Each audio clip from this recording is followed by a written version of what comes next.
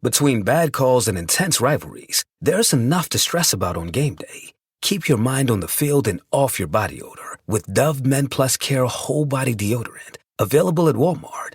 Dove Men Whole Body Deo provides all-day odor protection from your pits, privates to feed. From pregame analysis to halftime insights to unexpected overtimes, Dove Men Whole Body Deo gives you confidence that lasts all day. Pick it up at your local Walmart. Doogie. Sam. Is Mikel Arteta being too defensive? Is he getting this wrong? And is he squandering a golden opportunity for a Premier League title? I blame Arteta fundamental issues with the way that they set up. Mikel Arteta has always been very fluid in and out of different styles of football. This idea that it's only in the last year or so that we've actually been really good defensively, I disagree with. We've got to play attacking football. He needs to stop this rubbish. It's not working. I don't care if Saka is out, Ødegaard is out. He needs to take accountability. Fabregas, 16, Wiltshire. If you're good enough, you're old enough. Nwaneri should be in that team. There's no excuses. We're too defensive. I genuinely think Arteta could be as good as, or if not better than Pep. Hello everybody and welcome to the latest episode of The Truth. I am your host, Sam Tighe. Joining me is Doogie Critchley. Hello Doogie. Hello Sam, how are you doing? I'm very well, how are you? Yes, excellent. And of course, voice of God producer Jack Collins is here. Hello Jack. Hello Sam, how's it going? Yeah man, bit of a bad weekend for Villa, Granada, but Southampton got a win. Yeah. So you've got to take what you can get, right? For a while. It wasn't the one you were expecting. It really wasn't, no. And the Lions won at Lambeau. So it's been pretty good overall, sporting, but it's very rare to get all four nowadays. Yeah. Not as good as Jack's Monday though. Not as good as my Monday. 2 extra time, injury time. For 91 minutes or whatever it was horrendous. For 91 minutes, it was the most frustrating game I've ever watched in my entire life. But for 5 minutes, I tell you, it was pure ecstasy. Unbelievable scenes. Yeah, God bless Harry Wilson. Indeed. Well, look, we'll start off by thanking Harry Wilson for his services to the studio. And I think we should probably start off as well by thanking Moises Caicedo for playing an almost immaculate game of football at the weekend, right off the back of an entire podcast dedicated to how good he is. Now, this may seem obvious, but on more than one occasion in the past, I, Jack, Doogie, I'm sure you're afflicted by the same issue. You've praised and gassed up a player, and the next game he's played has been an absolute stinker. A red card, a penalty miss, whatever it is, it must have happened to you as many times as it's happened to me, and that is to say, plenty of times. Sam, they don't call me the Critchley curse for nothing. It's every time I tweet mid-game, the complete opposite happens. Fantastic. So thank you, Moises. Thank you for your 3 tackles, your 1 interception, and of course, your stunning golazzo. You made us look very smart. And do you know what? I saw a headline in The Athletic which asked pretty much the exact same question that we asked 4 days earlier. Ahead of the game. I think if you call your podcast The Truth, which was the big title, we had to get some things right. And I think so far, episode 10, I believe this is, we talked about Ten Hag's struggle. He was fired quite soon after. We talked about Chelsea, whether their spending was really working. And so far this season, it's really the players that, were signed in previous windows that have really got them to where they are. So hopefully we're getting some stuff right and you're enjoying the ride with us. Yeah, all right, enough patting ourselves on the back. Let's talk about Mikel Arteta. That's the topic today. For the record, recording on Tuesday, November the 5th. So after Newcastle, before Inter. Okay? Now, Doogie, we're going to start here. There is this burgeoning suggestion, I would call it, that Mikel Arteta is getting things wrong at Arsenal. They find themselves 7 points off the title pace, and he is taking criticism. I think this is the perfect kind of topic for us because not only are there 2 very clear sides to this debate, but also some very good points on either side. So it's kind of the concept of the show was to try and find the truth somewhere in the middle. And I think this is a perfect opportunity for us to wade through it and try to find that. So first up, I'll hand you that. Arsenal are almost inconceivably far off the pace at this stage. Yeah, it really hasn't been a great start to the season. And I think the factors of injuries and red cards has made people maybe give them a slightly easier time, because I do think the level of their performances, and we'll get into some of the statistics behind it, are really quite worrying. But it's an interesting topic because Arteta, at least online, and it's, I think, a smaller proportion of Arsenal fans, but they make a fairly loud noise, isn't universally loved by all Arsenal fans. I think that's fair to say, despite his I would say, up until this season. Pretty phenomenal work, improving them pretty much year on year. The lack of trophy so far, the fact that they haven't got over the line yet in this Premier League title. But this year, without Rodri, without KDB really being fully fit at the start of the season, this felt like such a huge opportunity. And so far, they've dropped points in 5 of their 10 games. It took them until the 9th of December and 16 games into last season to drop points in 5 games. And the year before last, they were almost faultless pre-World Cup. I think they've racked up 50 points in the first half of the season. So this is something we aren't used to seeing from this Arsenal side, and Arsenal fans are worried. Yeah, I mean, look, it is early days, but just to underline the drop-off with some really simple stats. Now, of course, we are talking 1/4 of the way into the season. Arsenal haven't even played all 19 other teams once yet. So these things are a bit funky. Take them with a pinch of salt. But right now, if they were to carry on as they have been for the first quarter of the season, all the way through to the end, they're on track for 68 points. That is 21 fewer than last season when they hit 89 and still didn't win the title. It is coincidentally the exact amount of points that Villa got to squeeze into 4th. So, this does not make good reading. And we'll go further. Scoring 1.7 goals per game right now. Nice easy maths on that one. 17 goals from 10 games. Love it. Last season was 2.4. So a significant wedge taken out of the goal-scoring exploits so far. They've conceded 11 in 10, which is not a horrendous record, but last season they conceded just 29 in 38.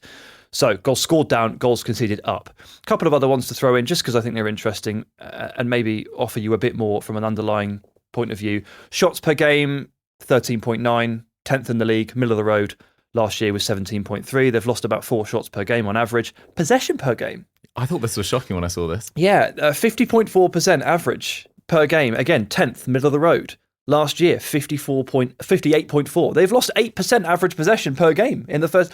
where's that gone? Crazy. So obviously there are going to be some mitigating factors here, but I'm just going to put it really blunt. Shots down, goals down, possession down. If you connect some really basic dots here, the suggestion has been from many, Arteta's being too defensive. Straight off the bat, do you think that's fair? It's so difficult, isn't it? Because some of it is down to missing... who is someone who is turning out to be arguably their most important player in Martin Ødegaard. And I think the way that team functions, which I'm sure we'll come on to this in this podcast, Ødegaard is the fulcrum, he is the tempo setter, he is kind of the controlling heartbeat of that side. But should a side's drop-off be this considerable on the basis of one player alone? Potentially not. And Jamie Carragher did a really interesting feature on Monday Night Football about the direction Arsenal have gone in their transfer spending over the last couple of windows, signing in players generally over 6 foot, comfortably over 6'2" in most cases.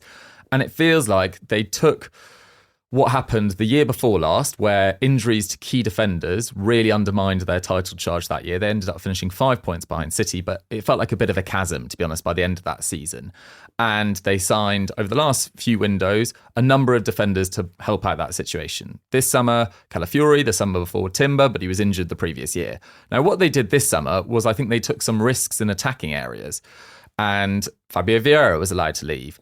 Had never really done it for Arsenal, I think that's fair to say. But also had never really been given more than 3 games. Never really given the opportunity. And probably in that Arsenal squad, at least last year, profiles most similarly to Ødegaard in terms of being a left-footed, diminutive, playmaker, etc. Yes. Sterling arrives, but they didn't necessarily sign that sort of really superstar winger that they were looking for, at least a winger full of confidence. They didn't sign the striker that lots of Arsenal fans were really calling out for. And so far, with Ødegaard injured, they haven't just suffered in terms of their performances, but they've also kind of changed formation entirely to a 4-4-2. And Trossard's being left to play this kind of creator role or this floating role behind Havertz, and he's not had as bigger impact as a starter as you'd expect him to have given his performances off the bench since arriving in that January before last, was it? So all over the pitch they are struggling. And I think even defensively it's taking a knock. But you look at some of the underlying numbers just to go a little bit further. They are now 14th for passes into the final third. And I look at some of their midfielders and you expect Rice to be able to make a bigger impact in that respect. Mikel Merino's been injured, but since coming back, he hasn't necessarily shone on the ball at least. And they are still pressing effectively. Only Spurs have completed more tackles in the opposition third. But where once Arsenal were so good at taking advantage of that amazing pressing that Ødegaard used to lead, I think, in many respects. He did. Yeah. They haven't really taken advantage of those situations. And I think the stats in the league are pretty damning. But in the Champions League, it's even worse. And yes, there is the possibility that they have an amazing result away at Inter Milan. As we discussed, we're recording this the day before. But so far, as we can talk about, 0-0 versus Atalanta, that 2-0 win versus PSG, 1-0 win versus Shakhtar Donetsk. But they rank 25th going into match day 4 out of 36 teams for possession. 25th. I find that absolutely shocking. They rank 33rd for shots per game and 22nd for shots on target per game. So this side, which were so close last year and were blowing sides away, and I thought played the best football in the Premier League last year, to be totally honest, and were unlucky not to win, feel like their ethos has completely changed going into this season. And it is the sort of state of affairs that can almost take it can take months to get out of this kind of funk. And I'm worried that Arsenal have done sort of irretrievable damage to themselves on the basis of their start.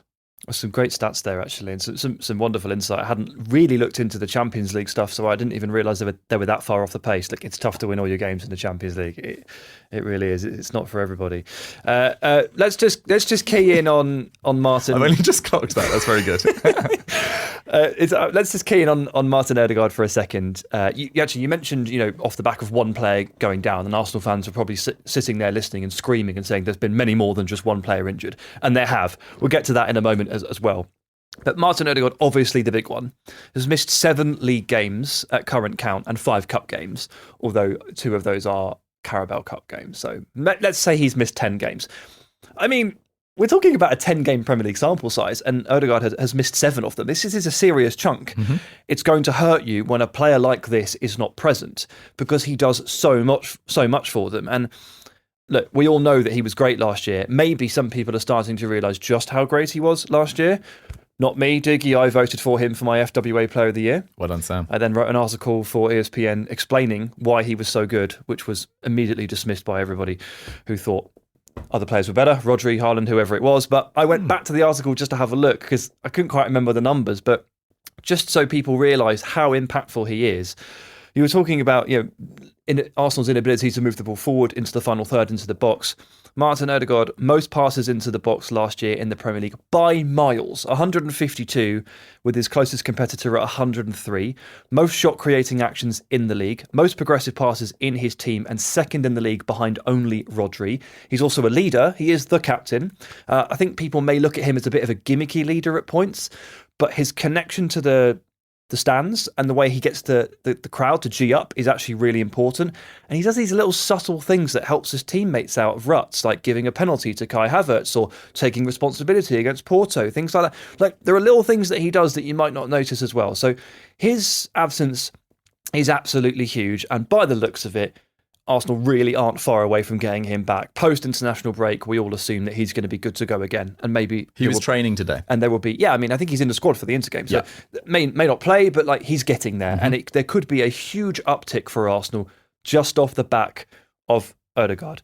Now, you mentioned that Vieira was turfed away. You didn't mention Emil Smith-Rowe, True, who was also turfed away. Magnificent on Monday night, I thought. Baller. Yeah, magnificent on Monday night. I know that Harry Wilson came on and scored the goals, but I thought for 82 minutes or however long he played, Smith-Rowe was brilliant. His link up with Reece Nelson was obviously excellent. His final third combinations, moving into the box, I thought it was actually a really, really good performance. And so there's a couple of players there that Arsenal could have kept around, that could have maybe moved the needle for them on the ball, and they decided to move them on. Smith-Rowe was profit. Fabio Vieira clearly wasn't happening. And they opted not to replace that player. They bought Mikel Merino, but no one's looking at Merino as a Martin Ødegaard creative replacement, right? Very good player, but not that player. So Arteta doesn't have a lot in reserve there. Now, that's not his call. That is a certain Edu's call, who is actually leaving, but we'll get to that later. In fairness to Arteta, off the back of the Martin Ødegaard injury, I think he did try to change the team a little bit more. And I think he went more aggressively into fullbacks that overlap. And it was the period where they played Leicester and Southampton and PSG. And they used Calafiori on the left and a bit of Timber on the right. And they had them actually more traditionally overlap, which they don't necessarily do so much. And it was pretty good. Obviously, they won all of those games. And then they both got injured.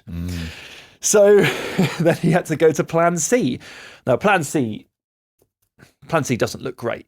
It's 4-4-2. It's Kai Havertz up front with Trossard. One sticks on the left, one sticks on the right. Go wide to Martinelli and Saka. And Martinelli has been ridiculously inconsistent in terms of winning his duels and battles. And we'll try and spam low crosses and see what happens. And it's a more reactive shape and style, which definitely doesn't suit them when you come up against Newcastle, for example, at the weekend. And Newcastle were brilliant out of possession, but had like 36% of the ball or something like that. And asked Arsenal, who were playing in a pretty rigid-looking 4-4-2 with, Declan Rice and Thomas Partey and Mikel Merino, can you break us down? And Arsenal basically just ran out of gas at that point. And so I think people there are saying, well, you need to do more. Mikel Arteta, you need to do more off the bench. My question is, what can you do? Because if you don't have an established alternative to Martin Ødegaard, what is the answer?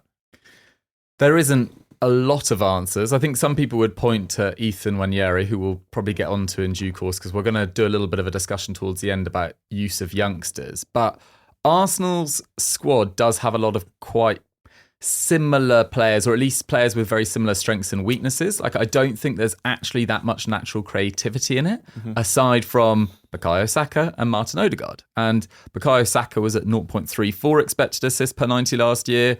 Ødegaard was at 0.33, but no one else was at over 0.2. So no one was averaging over 1 assist every 5 games expected. So, that's not a pure science that they'll definitely hit those numbers. But that's a little bit troubling. And you mentioned Martinelli there. It's not just this season, even though I think he's been slightly better this season than last year. But his numbers just now, 8 goals in his last 41 Premier League games. That's not good enough for a player that was being compared to Vinicius Jr. a few years ago by Arsenal fans. And let's not forget about that. Yeah. Trossard, 2 goals in 10 league games this season. That's not quite good enough either. And are they necessarily playing to the strengths of someone like Kai Havertz? Again, that's an issue. And then you're looking at Mikel Merino, who's grabbed a goal, but is not a massive scorer of goals. Declan Rice, who's had to play as a 6, has to move as an 8. And there's just doesn't feel like there's enough goals or invention around that side. The fullbacks are often centre-backs playing out wide naturally, the Pep Guardiola model. And he's also struggling with creativity at the start of this year, I would say, Pep Guardiola's side. But it feels like Arsenal are just in this huge rut, really. And you talk about passes into the box for Ødegaard being the top in the Premier League. I was looking at it earlier. He was the top in Europe's top 5 leagues as well. He is phenomenal at it. And because he's not a particularly explosive player, I think people don't often give him enough credit. He doesn't have the sort of acceleration of a peak Kevin De Bruyne, but the inventiveness of his movement and the sort of timing and his weight of pass is always pretty spot on. And when that natural weight of pass leaves your side, and there's no passer like him in that Arsenal team, at least from central positions. I think Saka is an excellent passer from wide. The sort of tempo of the side has just been completely upset, and they haven't managed to wrestle it back yet. And could Arteta have done more?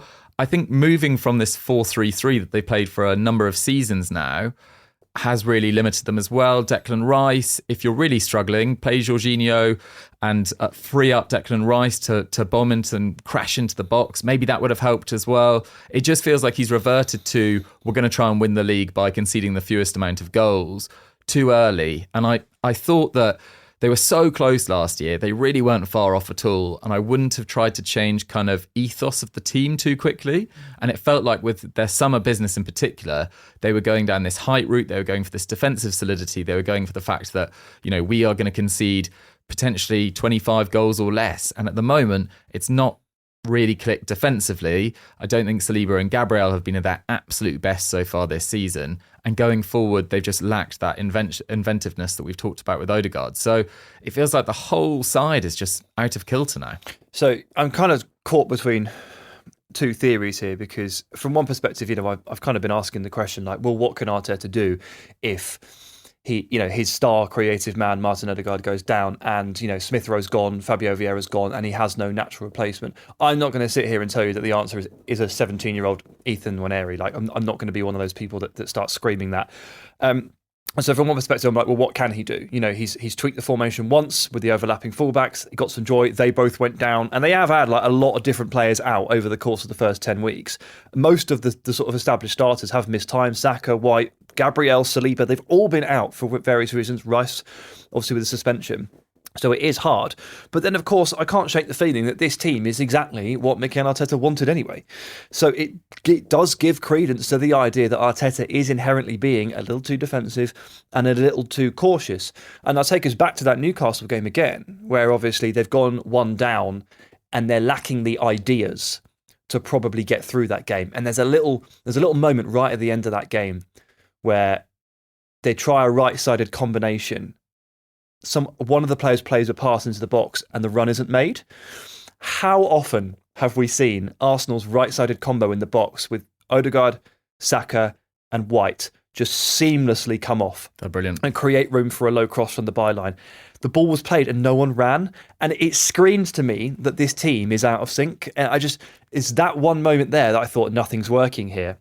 And then, of course, you look at the bench, and I asked you what can they do, outside of, replacements for Martin Ødegaard. Well, you've still got Jorginho that you could sit at the base of midfield and you could try to use the ball better. You've still got Zinchenko, who up until 18 months ago was massively important to this team in terms of keeping possession. He was inverting from left back, moving into the central channels, creating that superiority in midfield with the box, and they were dominating teams on the ball, and that of course leads to chances, it leads to waves of pressure. And of course Gabriel Jesus, who has had his toils with fitness nowadays, but was fit, was able to participate. He and Raheem Sterling can cause chaos with their movements and how they can free up other players. There are elements here that he could have returned to. They're very familiar elements because they actually represent the Arsenal of the last 12 or 18 months. But he doesn't want to go there, which means this team is almost permanently changed. Zinchenko, Jorginho, Jesus, they feel like they've served their purpose to Mikel Arteta, and he has transitioned permanently to a model that doesn't really suit them anymore. He doesn't want to know. So that's where I find myself stood right in the middle of the debate, because inherently I don't think Mikel Arteta is a cautious coach. But the more you look at it, and the more I look at the team he's built, the squad he clearly wants, the approach he wants, and the players that he is turning his nose up at, I'm starting to be swayed by the argument. Between bad calls and intense rivalries, there's enough to stress about on game day. Keep your mind on the field and off your body odor with Dove Men Plus Care Whole Body Deodorant. Available at Walmart. Dove Men Whole Body Deo provides all-day odor protection from your pits, privates to feed. From pregame analysis to halftime insights to unexpected overtimes, Dove Men Whole Body Deo gives you confidence that lasts all day. Pick it up at your local Walmart. Is there a point here where, you started this episode with talking about the fact that Arsenal have conceded more goals than they were conceding last season? Their XG against is up as well. Shots faced against is up as well. And there's a couple of players, Raya and Partey, who I think most people would argue have actually been two of the better players over the last few weeks, who keep giving the ball away in areas that lead to shots for opposition. I wonder if we're just talking, not necessarily about the wrong thing, but kind of looking at it from a different angle. I don't know if he's trying to be more defensive. I just argue that Arsenal aren't as good. And whenever you look at that in terms of how it's set up, and yes, the injuries matter, and yes, the red cards matter, but also they've brought the red cards upon themselves, right? That's not an argument. Declan Rice said it after a game the other week. He was like, it would be better if we could keep 10 men on the pitch. And I was like, yeah. 10 outfielders on the pitch. Yeah, good point. Well, Declan, no. Yeah, exactly. That was the line we were looking at tonight. But you come back to it, and obviously City lost this weekend to Bournemouth, right? And these are the first signs that the Tottenham game, the Bournemouth game, that maybe something untoward could be happening. But up to that point, City had played really badly, I think, in 3 or 4 games. Yep. And they'd beaten Brentford, they'd beaten Fulham, they'd beaten Wolves, and they beat Southampton, all in games that they didn't dominate in the way that you would expect City to. And they've done that without Grealish, without Bob, without Doku, without De Bruyne, without Rodri, and without Kyle Walker. That's a pretty big injury list. And whilst Arsenal have a similar one, we've seen City grind those results out. And I'm sure that Arsenal fans will say, well, those teams are inferior to the ones that we drop points against. They can say that if they want. I don't know, really. There isn't a particularly easy game in the Premier League apart from the bottom 3, more or less. And when you come up against a team like a Brentford or a Bournemouth, it's hard. It's always going to be hard. So I don't really buy into that either. Drop points are dropped points. But basically what I'm getting at is this an ideological switch so much as, and I think you can look at that from the perspective of who came in the summer, and that's fair enough. Or is this simply Arsenal not being able to find the rhythm that they found last year? I think it might well be the latter. And I think partly that's down to the minutes some of their stars played. I was just having a look at their minutes played last year. So 4 players of Arsenal, Saliba, Rice, Ødegaard and Gabriel, played over 3,000 minutes. 6 in the league, I assume. In the league, league alone. 6 played over 2,900. Man City, not a single one played over 3,000, and 1, Rodri, played over 2,900. And you look at the players that played the most minutes for City and Arsenal, Rodri, Foden. Rodri's got injured. Foden's been off it, I would say. Then it's Edison, who has just been Edison.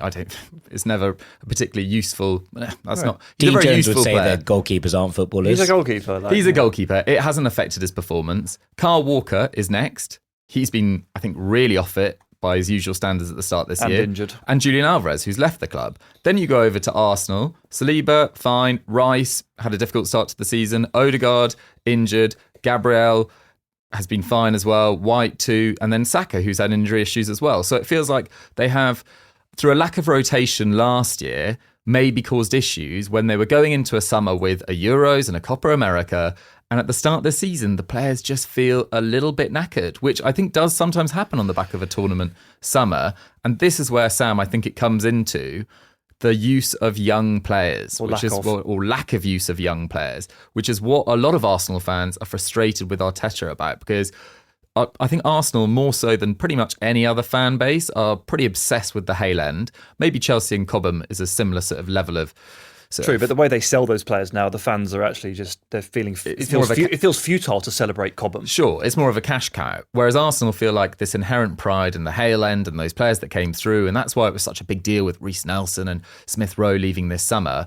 And are we seeing enough of those Hale End graduates? Or do you think this is a bit of a futile argument? Because the counter-argument, I think, is this Arsenal side is really young. So this is you've really segued yourself very nicely from place to place there, Doogie. Well done.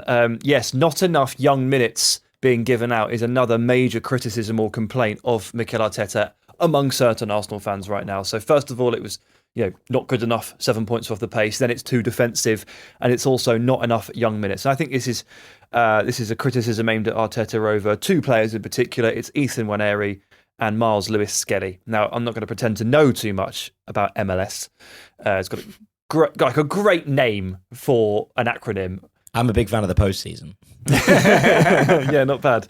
But Nwaneri, obviously, we can all see an extremely talented player, very, very good. And for him at 17 to step onto the pitch, as and when he does, men's football, full speed, he looks quick, he looks sharp, he looks strong.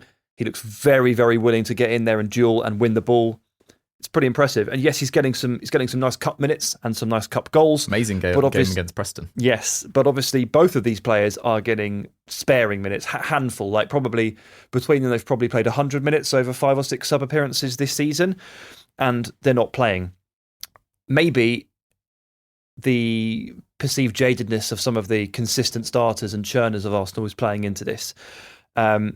I think maybe also the fact that there's no alternative to Martin Ødegaard in the squad is leading some people to believe that Ethan Nwaneri should be given the keys, which probably not. No, probably not. But I hadn't quite realised the scale of despair over this issue for some Arsenal fans until, and this is a very, very humble brag alert, I'll just let you guys know now, I tweeted after Barcelona won the Clásico. I said, Barca have just won a Clásico 4-0 on enemy turf, while starting 6 players aged 21 or under. 2 of them, obviously Yamal and Kubasi, are 17. That's incredible. Now, I say humble brag alert because this got 840 retweets, but that's not why I'm mentioning it. The reason I'm mentioning it is because about 825 of those were Arsenal fans going, "See, Mikel, see." Like it's a real storyline, and it's got people whipped up. Now, do we actually think that in this time of need for Arsenal, amidst all of these injuries, this ridiculous schedule, difficulty sinking into gear, is chucking Ethan Nwaneri and Miles Lewis-Skelly into the mix? Is it ever the answer? It has really helped Arsenal in the past. I mean, I think it's very easy to forget that Saka and Smith Rowe were the products of Arsenal's first team going through a difficult moment and kind of underperforming. And look, they were underperforming as a side for years in the build-up to that. And so throwing in two Hale End Academy graduates at that time was much more acceptable because they almost had very little to lose. They did. Well, Saka was playing left-back, remember? Whereas now you are competing against an absolute behemoth at the top of the Premier League in Man City, that if you have a bad month, and Arsenal are having a bad month, it kind of ruins your title chances. Like Arsenal had a poor December last year. I think they lost 3 out of 5 games, and that cost them the league. So far, it's come in September and October and early November for them, and it's already under pressure. But it's interesting talking about minutes for teenagers. So in the Premier League last season, only Spurs gave less minutes to teenagers than Arsenal. Arsenal gave 13 minutes to teenagers in the league last year. Spurs gave 7. United, top of that list, again, similar to Arsenal, as I'm talking about with Smith Rowe and Saka, going through a difficult time. Garnacho and Maino arrive. They were top. Nearly 5,000 minutes given to teenagers. But Arsenal is a difficult one to just be like, throw in the academy graduates, because these players that they have signed over the last few years are generally in the age range of 22 to 25. Look at Havertz, 25, Rice, 25, Ødegaard, 25, Saliba, Martinelli, experienced Premier League players now, just 23. Timber having his first real year in the Premier League, 23. Saka, 23. Yeah. Like Calafiori's 22. Like, this is a really young side. So it's also a very good side. It's also a very good side. So if you're asking the question, you know, is like Ethan Nwaneri, like his competition for a place in the team is a guy that won the Euros, like in the summer. It's Mikel Merino. Is he better than Mikel Merino? Probably not. Like genuinely, probably not. No, I mean, he does. I think the Arsenal fans would argue that he plays a different role, right? And actually one that they're lacking in this. But I actually think your point is relevant here when you're talking about Barcelona. Why are Barcelona got so many academy graduates in at the moment? Financial issues. Well, they've had financial issues, as we talked about the other day, right, on the La Masia podcast. And whilst they have, you know, stumbled upon a seemingly a new golden generation, part of that is because they literally couldn't afford to sign anyone else, and they were forced to throw them in. And we also established that even though they had no choice, they still have kind of done it reluctantly anyway. Yeah, exactly. Top clubs, elite clubs, don't turn to this kind of thing really unless they are absolutely like gun to their head forced to. It's a very unnerving thing for a manager who knows that no slip-ups are allowed, and you can't lose any ground on a team like City. If you want to hit a 90-point mark, you really can't afford to do too much wrong. To say, hey, let's put the kid in, let's put the 17-year-old in. Like, could be your job on the line. Like, it takes on a different dynamic. It's really difficult. So I find myself not really looking at that as a legitimate criticism. I'm not sure that I can scold Mikel Arteta for only working in Ethan Nwaneri ever so slightly. I find that hard to believe, but I've really talked myself into the idea that he's probably been a little bit too defensive off the back of some of your statistics as well. And I can't shake the idea as well that, you know, this team has been built in Mikel Arteta's image. This is the team that he wants. After 4 years now or so, this is the team that he wants. And he has willfully moved from a very fluid, you know, front three with Gabriel Jesus dropping left and right, Xhaka, Thomas Partey and Zinchenko in midfield creating a box. He has willfully moved away from that into something that looks very different. Units. Big units. And I'm not really criticising the idea of having big units, because we've just watched City, you know, again, hit a 90-point mark 2 years in a row, however many years, with 4 centre-backs, you know, Vardiol, Akanji, Stones, these big dudes, Rodri, Haaland up there. Like when you actually concede a corner to City and they all walk up, you go, oh my God. Yeah, have you seen the size of a Akanji? Yeah, it's ridiculous. Absolutely. So that is, you know, that is a trend in world football. At the very top end, that is what teams are doing. And I get it, but possibly just 10% too far the wrong way, and then didn't account for an Ødegaard injury using the transfer business. One thing I will add as well, we haven't given it too much airtime, but it is notable. 145 minutes with 10 players. Not good, obviously. Just ask Declan Rice. 2 of those games in particular, you know, you've lost to Bournemouth and you've drawn with Brighton. 5 points that you really should have had. The gap is 7. Different story. So are we talking about a very different... Are we even talking about this if they can keep 11 men on the field and do the business against Brighton and against Bournemouth? Possibly not. Sure, so, but they're the fine margins, right? They are the fine margins, of course, but it does create those quirks in what we are talking in a very small sample size that we are talking about. I have some sympathy. Over the last 6 weeks, Ødegaard, Saka, White, Gabriel, Saliba, Rice, Calafiori and Timber have all missed games. This is not easy to deal with. But the top teams, the champions, they find solutions. City have no Rodri. They've barely had a Rodri this year. Kovacic, Stones, stepping up. If Liverpool lose Mohamed Salah for 2 months, I bet you they find a solution. So I can only have too much sympathy for them there. Yeah, absolutely. I've got, as I said before we started recording, one killer stat that I want to get in before the end. No side in Premier League history in a 38-game campaign has ever come back from a 7-point deficit after 10 games to win the league title. Records are there to be broken. And look, someone smart ass will say Blackburn. Blackburn were 8 points back with a game in hand after 10 games in 1995. But it was a 42-game season. No one has ever done it in a 38-game season. And for Arsenal's season, already, it feels like it's on a knife edge. And I don't think I'm exaggerating to say that. Another defeat with the way Liverpool are at the moment, with the fact City are going to get better as these players come back from injury.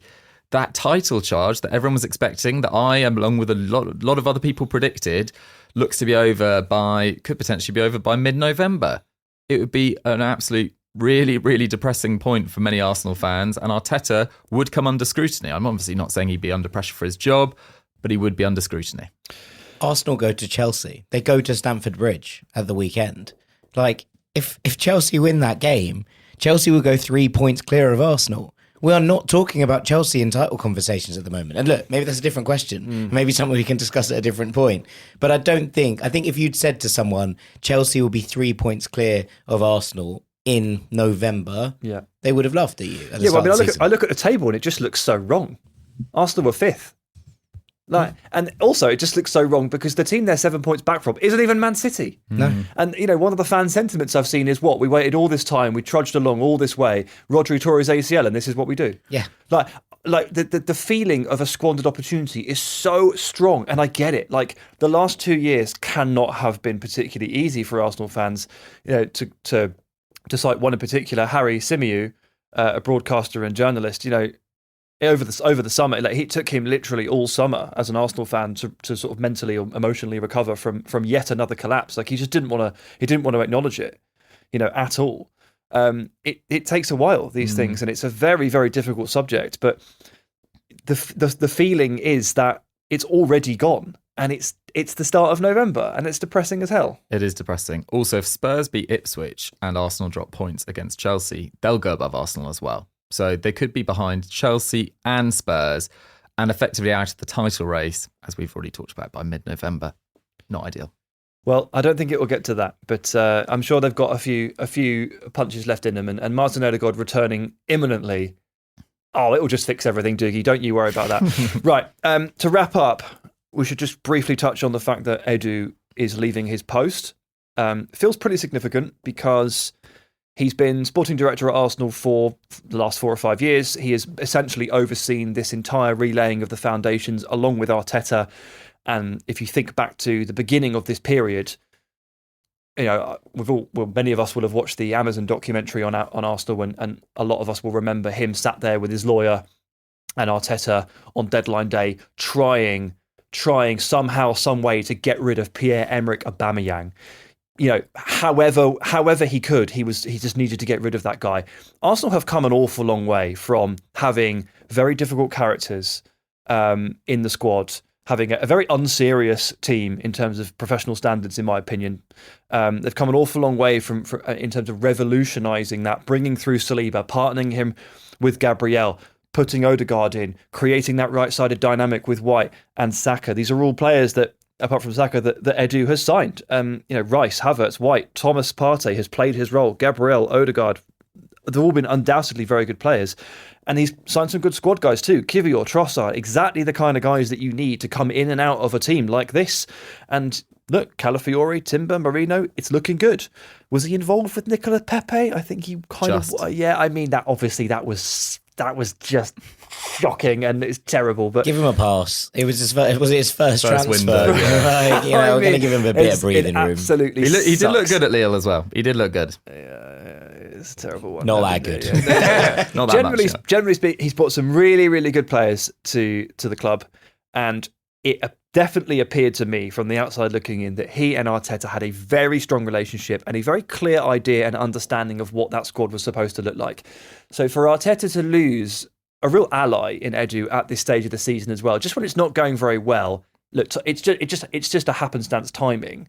Edu's not leaving because Arsenal was 7 points off the pace. But for it to all fall at the same time, it probably is a bit scary for Arsenal fans. Yeah, I think it absolutely is. I think you summed it up really well. I don't have too much to add, but as you say, if you're leaving a club like Arsenal or, you know, a group of clubs like Evangelos Marinakis' come in for you, that takes months to even get to public sort of information. So he's definitely not doing it on the basis of the fact they're struggling at the start of the season. And I think it should be noted that, yes, he signed very effectively, but they have spent big. You know, only Chelsea and Man United have spent more during his time there. Their net spend is also the third biggest behind Chelsea and United. And what really has kind of held them back in recent seasons was their inability to sell players effectively. And this summer, I think, was the first time that we sort of saw the end of that. You know, they sold 3 players for over £20 million this summer, Smith Rowe, Nketiah and Ramsdale. That was as many as they had in their previous 10. So he's left the squad in a much better shape in terms of much more sellable assets if they wanted to, and attracted the right characters, age range and quality of players as well. So if Arsenal are to win a trophy in the next few years, Edu has to take a lot of credit. Agreed. And so on the main subject itself, where do you fall? What's your conclusion? I think Arteta does deserve some criticism on the basis of the start to the season, although I've got more issues with some of the players at his disposal. There's been too many red cards. There's been too much sort of lack of bravery on the ball, I would say, is their biggest issue right now. And he can't obviously choose injuries, but some of their summer business did leave themselves a little short in forward areas. I think the Ødegaard hole is obviously an absolutely massive one. Did I expect it to have this bigger impact on the side? No. And I think that does partly come down to Arteta. So I'm slightly sitting on the fence here, but I think he deserves some criticism, but not all. Yeah, perfect. It really is a subject fit for this podcast, because the truth, it really is somewhere in the middle, isn't it? I mean, he deserves some criticism. He is a little bit too cautious at times. I look at that Bournemouth lineup and I look at Merino just behind Havertz with Rice and Thomas Partey in the middle. Like, I know Bournemouth is a real physical test, but you're a team trying to hit 90 points. Be a little bit more endeavourous. Also, you failed the physical test anyway. Yeah, you did. And there are little moments like that where I look at Arteta's selection and I think, you can do more, you can be braver. It is very legitimate to point out a lack of Martin Ødegaard, his importance, and the fact that Arteta was not given or furnished with an appropriate replacement or a stand-in. In fact, the 2 stand-ins were sold.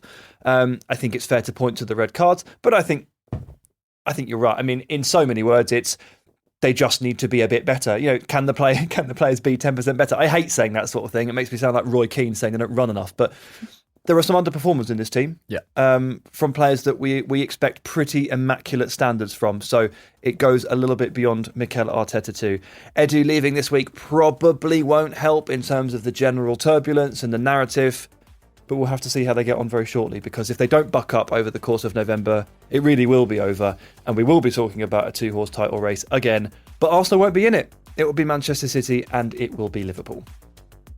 All right, that's everything from us. Thank you very much to producer Jack Collins. Thank you, Sam. Always a pleasure. Thank you, Doogie. Loved it. Thanks. Lovely stuff. Thank you as ever for listening, and we'll see you next week.